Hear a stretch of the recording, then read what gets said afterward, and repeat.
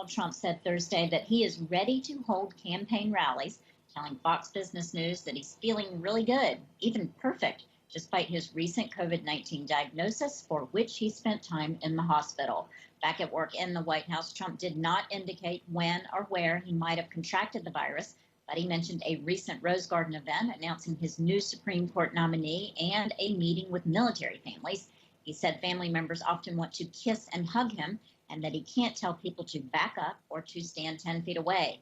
While being treated for COVID-19, Mr. Trump received an experimental antiviral cocktail made by Regeneron, and through a compassionate use exemption, the safety and effectiveness of the drug have not yet been proven.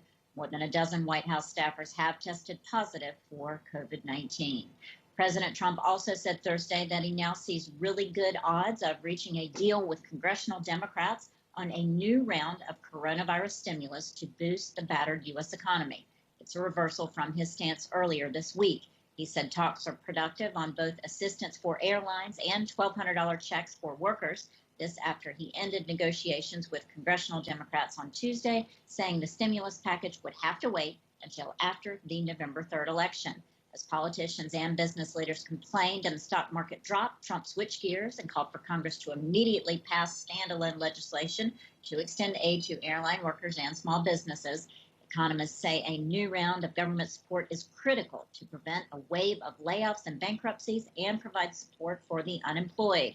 The Labor Department reported Thursday that new applications for jobless benefits held at the very high level of 840,000 last week, and more than 25.2 million people in the U.S. remain on government aid. Senegalese Marines have intercepted 186 people trying to make their way to Spain's Canary Islands aboard 2 wooden canoes, the West African state's military said on Thursday. A patrol vessel off Mbor, a city south of the capital Dakar, stopped the informal crafts during an operation late Tuesday night and in the early hours of Wednesday morning. According to a military statement, a Spanish vessel also took part in the operation as part of the European Union border agency Frontex, which cooperates with some West African nations. One vessel was carrying 56 people, all believed to be Senegalese, the statement said, and the second was carrying about 130 people, some of whom were likely from the Gambia, which is completely surrounded by Senegal. West African migrants have increasingly opted to take the Atlantic migration route to the Canaries in recent years, as authorities have clamped down on crossings from Libya to Europe. Nigeria plans a record budget as the country faces possible negative growth in the third quarter and slipping back into recession, the president told lawmakers on Thursday. Africa's largest economy is being battered by the global economic fallout from the coronavirus pandemic, as a drop in crude oil prices deprives it of key revenues as well.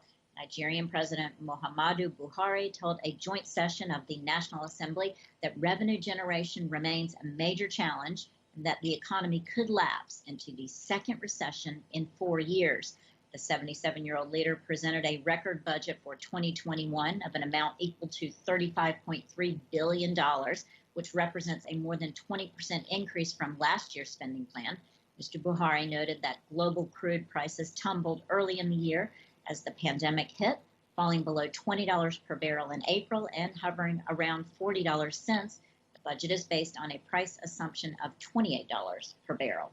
Italy has registered 4,458 new coronavirus infections over the past 24 hours. The health ministry said on Thursday it's the first time the country has exceeded 4,000 cases in a single day since mid-April. There were also 22 COVID-related deaths on Thursday against 31 the day before, far fewer than at the height of the pandemic in Italy in March and April. Italy was the first country in Europe to be slammed by COVID-19 and has the second highest death toll in the continent, with over 36,000 people dying since the outbreak flared in February.